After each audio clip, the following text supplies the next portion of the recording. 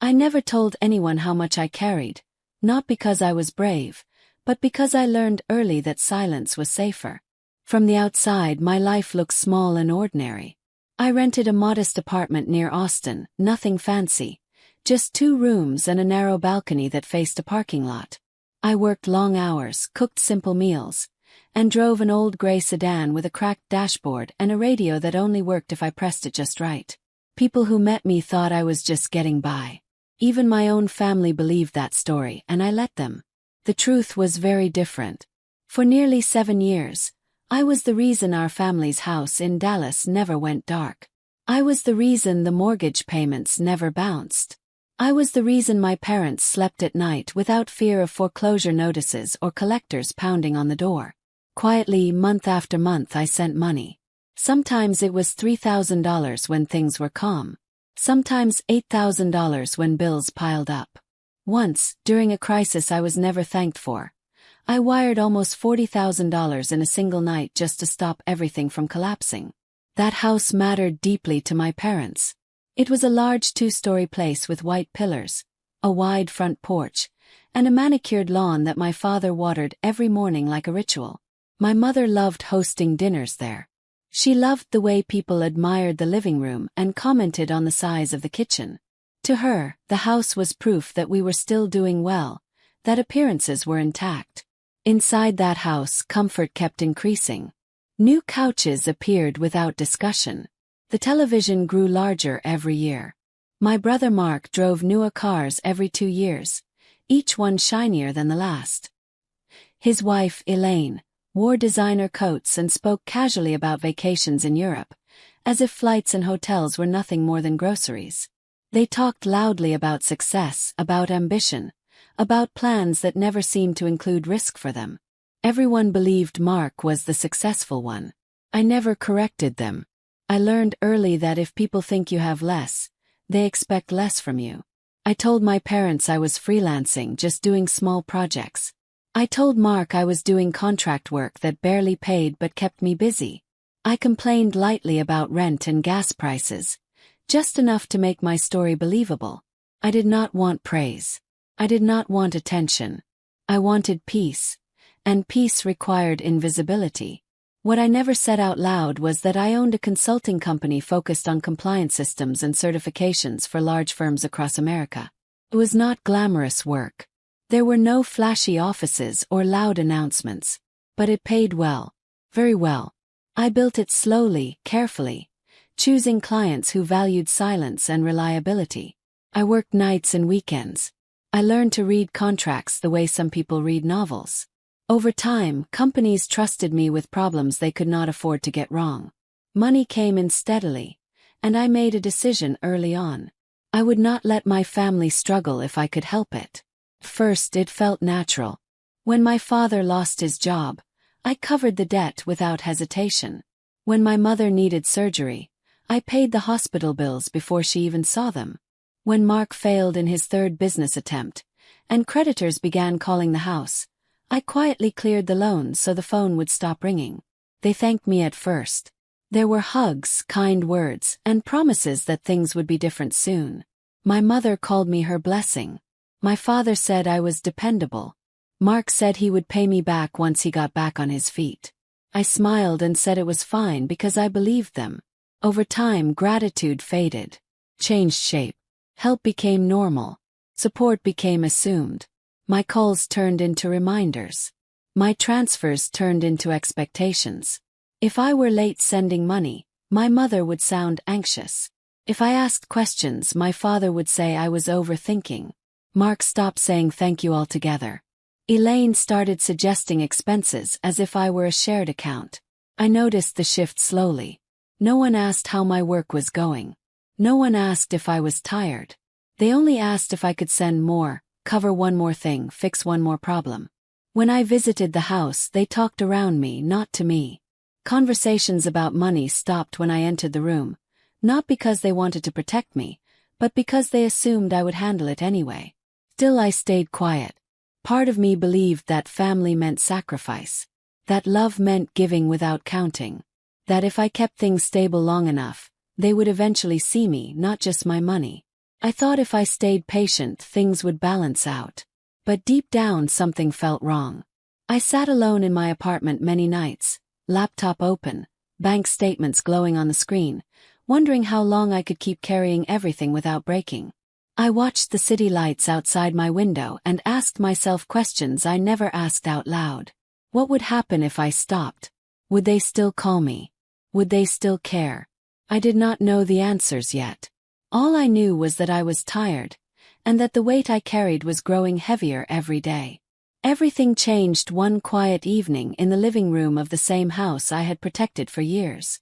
The house smelled like polished wood and brewed tea, the kind of calm setting my mother loved when she believed something important was about to happen. We sat around the coffee table like we had done hundreds of times before. My mother moved carefully between the kitchen and the couch, placing cups down as if the order of things mattered. My father cleared his throat, slow and deliberate, the way he did when he wanted control of the room. Mark sat across from me, leaning back with a smile that never reached his eyes. Elaine sat beside him, straight-backed and confident. She placed a thick folder on the table and slid it toward me with 2 fingers. She said it was just paperwork. I remember how light her voice sounded, almost cheerful, like she was offering me a menu instead of something that could erase my life's work. I opened the folder slowly, already feeling something tighten in my chest. The first page had my name printed neatly at the top. The next pages were worse. Transfer clauses, licensing language, legal terms I knew better than anyone else in that room. They wanted my certification. Not a copy. Not a partnership. Full transfer. That certification was the backbone of my company. I had spent years earning it, renewing it, protecting it. Without it, I could not legally operate. With it, Mark could attach his failing firm to my credibility and unlock a funding deal worth nearly $12 million. A deal investors had refused him 3 times already. They spoke as if this outcome were already agreed upon. My father said this was an opportunity for the family. My mother said this was what unity looked like. Mark talked about vision and growth, words he liked to use when he wanted something he had not earned. Elaine spoke about timing, about how everything would fall into place once I signed. No one asked me if I was willing. They told me Mark deserved another chance. They reminded me that he had a family to support. They said I was still young and could rebuild if things went wrong. My father leaned forward and said it was time I stopped being selfish. My mother said signing would prove my loyalty in a way words never could. I looked at their faces and realized something that made my stomach turn. They were not asking. They were informing me. For a long moment I said nothing. I flipped through the pages again, slower this time, reading every line even though I already understood the consequences. My hands were steady, but my thoughts were loud. I thought about the nights I worked until sunrise. The deals I turned down because they felt wrong. The risks I carried alone. The money I had sent was to keep this very house standing. Then I closed the folder. Said no. The word sounded small, but it landed hard. The room went quiet in a way that felt unnatural. My mother's hand froze around her teacup. My father's face tightened. Mark's smile disappeared instantly. Elaine's eyes narrowed, sharp and calculating. Then the pressure began. My father raised his voice first. He reminded me of everything they had done for me growing up. Food, cool, shelter. As if those things were debts I still owed. My mother followed, her voice trembling, saying she never thought one of her children would turn her back on family. Mark accused me of jealousy, said I could not stand seeing him succeed. Elaine said I was trying to destroy the family out of pride. Words came at me from every direction. They said I owed them. They said I was ungrateful. They said I was cold. They said I was dramatic. They said I was overreacting. Every sentence carried the same message. My value to them existed only in what I could give. I tried to explain calmly. I told them the certification could not be transferred without consequences. I told them it would destroy my business. I told them there were legal risks they were ignoring. My words fell flat. They did not want explanations. They wanted compliance. My father stood up and said if I walked away from this, I would regret it. My mother cried softly, asking how I could do this to her.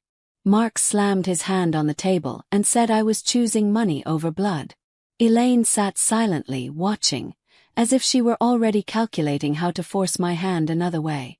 I stood up. My legs felt heavy, but my voice did not shake. I told them my answer would not change. I told them I needed space. No one tried to stop me. No one apologized. No one asked me to stay. I walked out of the house I had saved more times than I could count. The drive back to my apartment felt longer than usual. The city lights blurred past my windshield as my thoughts replayed every word, every accusation. When I reached my place, I did not turn on the lights.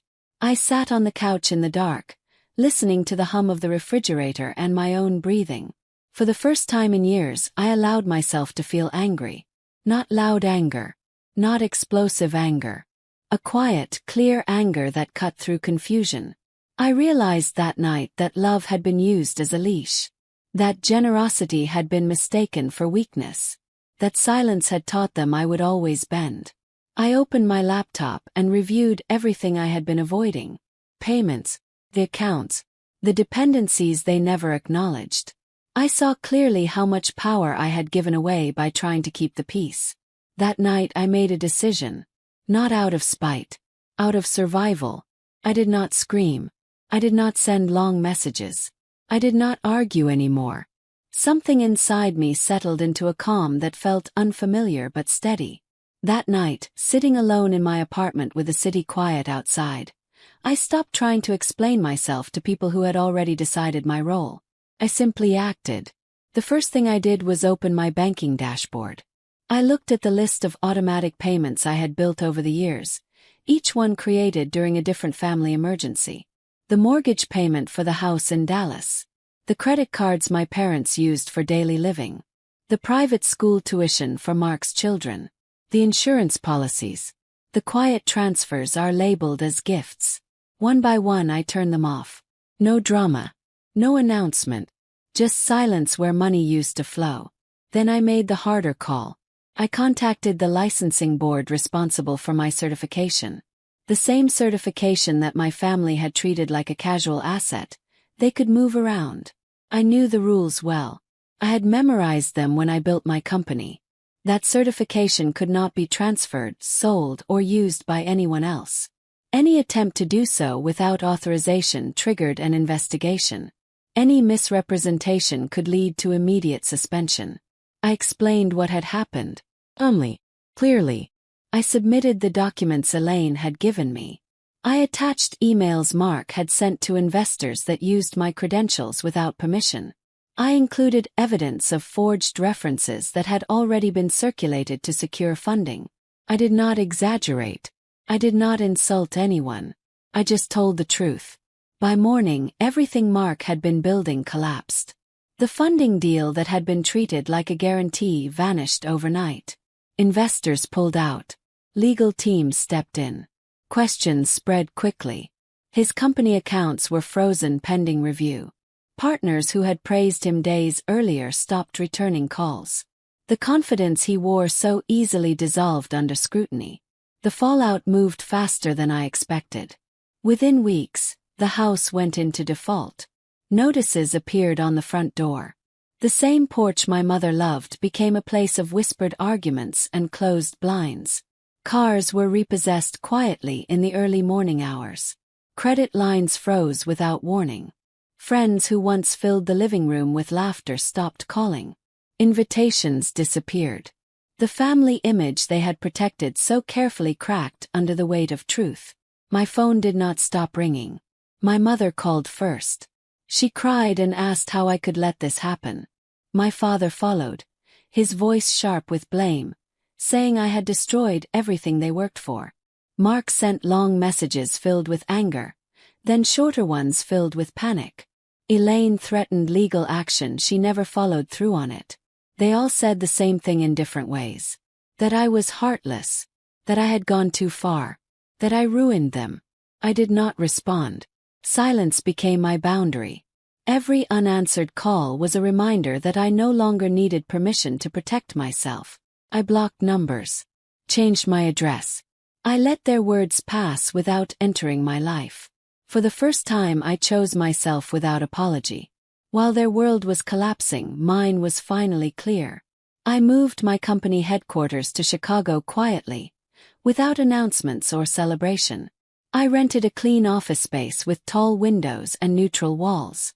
I hired carefully, choosing people who valued structure and integrity over noise. We worked. We delivered. We grew. Slowly, steadily, without drawing attention. Clients followed. Contracts expanded. Within 2 years, my company passed $25 million in annual revenue. Not because of luck, but because I had built something real while everyone else was distracted by appearances. I bought a modern house on a quiet street, simple and bright, with no porch and no expectations attached. Just space. Just peace. Sometimes late at night I thought about how quickly everything had fallen apart for them. How fragile their security had been without my support. And I understood something I had avoided for years. They did not lose everything because I walked away. They lost everything because it was never theirs to begin with. After everything settled, I expected to feel something heavy. Guilt. Regret. People always talk about those feelings as if they are guaranteed when you walk away from family. But what I felt instead was quiet. A deep, steady quiet that I had not known since I was a child. The constant pressure that lived in my chest for years slowly faded, and in its place was clarity. I realized that I had spent most of my life confusing love with responsibility. I believed that caring for people meant sacrificing myself without limits. I believed that being needed was the same as being valued. But once the money stopped and the support disappeared, their love vanished too. That truth hurt, but it also freed me. I settled into my new life in Chicago with intention. My days were no longer filled with emergency calls or sudden transfers. I woke up early, walked through my quiet neighborhood, and drank coffee without checking my phone every 5 minutes. My house was modern and simple, with wide windows and clean lines. Every piece of furniture was chosen by me, paid for by me, and held no memories of obligation. Felt like a space where I could finally breathe. My company continued to grow, but I did not rush it. I stayed focused on doing things the right way. I built strong systems, paid people fairly. I said no to deals that felt wrong, even when they promised fast money. The discipline I had learned while carrying my family taught me how to lead without chaos. Success came steadily, not loudly.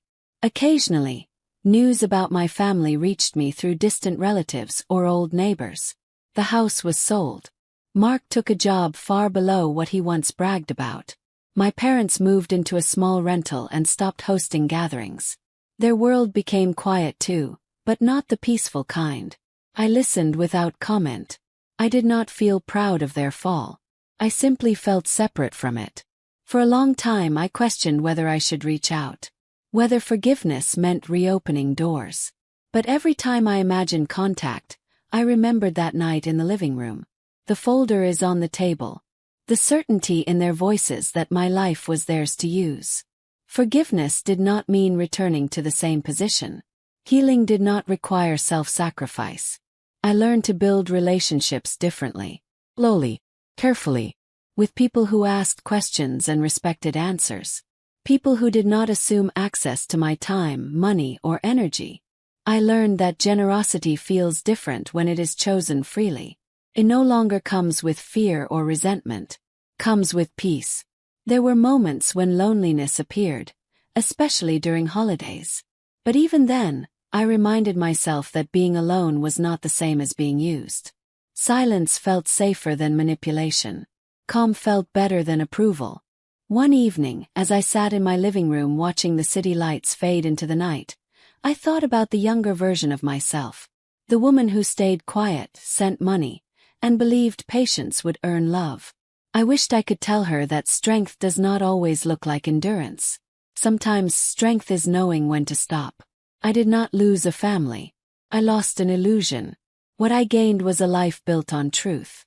A future that belongs only to me. And a peace that no one can take away.